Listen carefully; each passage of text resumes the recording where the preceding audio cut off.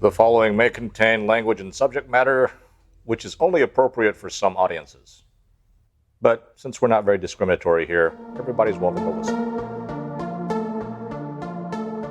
Hello, everyone. Thank you for joining us here on the Low Fact Podcast. Streaming to you on a bunch of different platforms. Yay. Woohoo!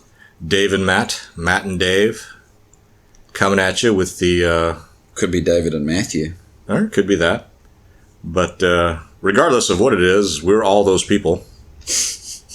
And I'd like to take a brief moment to say if our topics are a little stale or if they seem to be on an endless loop of reruns, and you still enjoy listening to us be stupid and try and figure our ways out of it, that we encourage you to drop us a line, send us an email at the address that I guess will come up at the end. Mm-hmm. But the thing that I had envisioned talking about today, which is also kind of, that's the thing. So we're not going to talk about the coronavirus.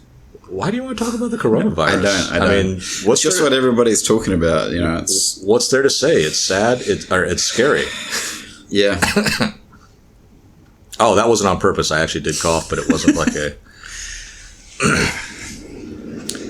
I mean, it's scary. Do I think it's overblown? Do I think it's too much? I mean, I don't really know. I don't think it's hard to say. Well, it's kind of hard to get all the answers, I suppose. I mean, you can't sit there and say, well, going back to the total honesty, I don't think you can expect total honesty from the powers that be anyway. Well, nobody believes the powers that be at the moment. Well, that's because the powers that be have their own interests at heart. Yeah. And one of those interests is not to start a panic. Right. But people are panicking anyway. In which is kind of one of those sad things that, you don't want X to happen, but no matter what you do, X will probably happen. So, I guess we're going to talk about our topic soon, but I don't understand I'm just going to say this and then we can move on to our topic, but why are people bulk buying toilet tissue or toilet paper? They want to be prepared, I would imagine. But how is toilet paper going to help you? Well, if you have to be self-quarantined for a few weeks. Yeah. Or if you want to avoid unnecessary interactions. Well, I guess I'm screwed then. Because I don't have 6 weeks worth of toilet tissue. Well, at that point, I guess you're going to have to be kind of creative. And after you visit the porcelain throne, you're going to have to wash up some other way. All right. Well, moving right along. What was your topic? Well, the topic was basically, should we believe in conventional wisdom? So somehow I think it has a connection to your question of why is there been such a run on toilet paper? Because is it conventional wisdom telling everyone I need to stock up on stuff just in case things happens and I won't be able to, or I should not be able to go talk to anybody, so I want to be prepared and Well, I guess in some respects that is conventional wisdom, but what if things are overblown? Then you're going to have, I guess at worst you would just have like a 6-week supply. Well, that was the whole point of the conventional wisdom topic. I mean, is it something we should believe? What is conventional wisdom? Well, I don't know. When there's smoke, there's fire is probably one. That's a good one. But, there could have been a fire and there's just smoke and the fire is all out. But does that mean that the fire could come up again? You still haven't defined conventional wisdom, though. Is it really something that actually needs a specific definition? I think it does. I mean, I think people throw around the term conventional wisdom all the time, but I'm like, what the heck is it? But but also people also kind of know what conventional wisdom is. Do they? I don't. Maybe you do. So you don't know what conventional wisdom is? I'm shaking my head. Or wisdom of the crowd. What is it? It's like things that you intuitively know. Well, if you're going to sit there and look at conventional wisdom as a definition, then I guess you'd have to sit there and say it's knowledge kind of based on unsurprising, unexceptional facts. So generally, if you see a whole lot of smoke coming from somewhere, there probably is a fire. But there might not be. Right, because you could also see a whole bunch of smoke. If you see a whole bunch of smoke and you smell barbecue, then yes, there's a fire. But it's controlled. But it's because somebody's cooking outdoors or in a kitchen with a giant fan sucking out all the smoke from the indoors to dissipate it outdoors. Well, it just seems like then you could get into trouble with conventional wisdom quite a lot. Well, I think that does happen. By assuming things. I think that does happen.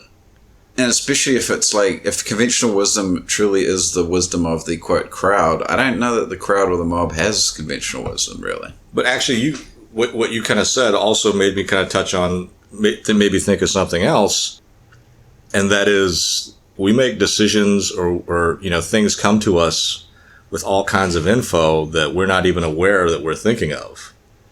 So, and that's and if you were a computer or a program, the thing that people don't understand is you have to put all those things in. Like if I told someone to make a peanut butter and jelly sandwich, they'd say, well, you spread peanut butter and or jelly on one side and then the other on the other, depending on how they make their sandwich, right? Mm-hmm. But if you want to do that as a computer or a directional way to something that doesn't compute things kind of subconsciously, you'd probably have to say, acquire bread either in loaf or non-loaf fashion. Right, and if it's loaf fashion, if it's loaf, you must verify that this loaf has been cut. If it has not been cut, then you must now cut it into slices. And if you're going to cut a slice is right. so something that it's like the hole in your bucket song. What? There's a hole in my bucket, and it goes through all the different steps of fixing the bucket. How is that my song? Well, it's in my head. That's what it brings to mind, like a whole lot of steps. But again, how is that my song?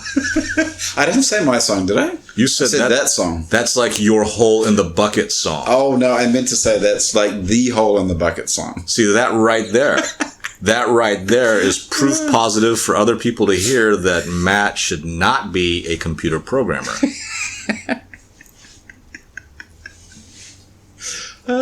Yeah, no, I shouldn't.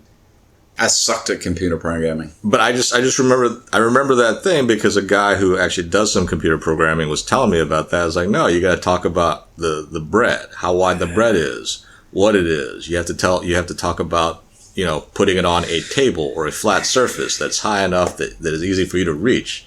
And then you have to go about grabbing a utensil, sticking it actually into whatever,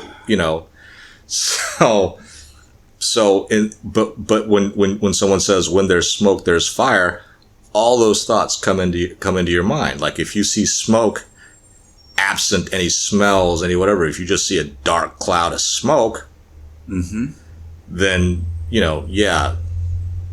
there's probably a fire, but there's all these other inputs that need to be confirmed subconsciously or consciously before you come to that, which is kind of really strange. And a lot of it's subconscious, actually, now that you mention it. The subconscious mind is like way, what's the word? Sophisticated. I don't know. But I think we've reached the end of our intellectual capabilities for the day. Oh my goodness. It was very, very taxing. But we love doing it.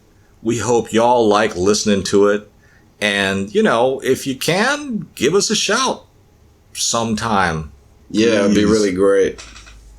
Please send us an email or hit us up on social media. All right, thanks for tuning in to Low Fat Podcast. You can find us on YouTube. Just search Low Fact. You can also find us on Facebook, facebook.com/Low Fat Podcast. If you want to chat to us, send us some comments, or have us talk about some things, just send an email to lowfatpodcast@gmail.com. You can also follow us on our Twitter and Instagram pages at Low Fat Podcast. And also check out Andy's pages where he mixes our beats, Twitter and Instagram @FantasyBeat. And you can also find his wicked ass shit on SoundCloud at Artificial Beat.